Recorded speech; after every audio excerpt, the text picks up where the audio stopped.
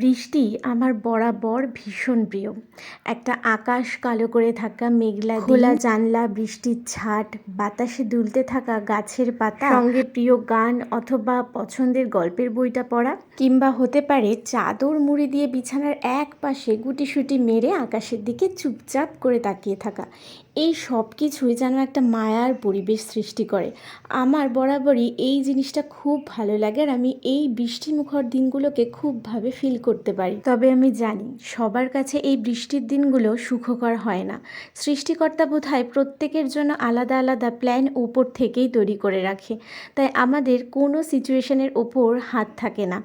আমরা শুধুমাত্র চেষ্টা করে যেতে পারি একটু ভালো থাকার অথবা কাউকে একটু ভালো রাখার। যাই হোক, এই রকমই একটা বৃষ্টিমুখর দিন ছিল এটা। এই বৃষ্টির দিনগুলোতে গরম গরম খিচুড়ি হলে সব থেকে ভালো হয়। তবে আমি সেদিন দুপুরে করেছিলাম ধোকার ডাল আর সন্ধ্যায় গরম চা।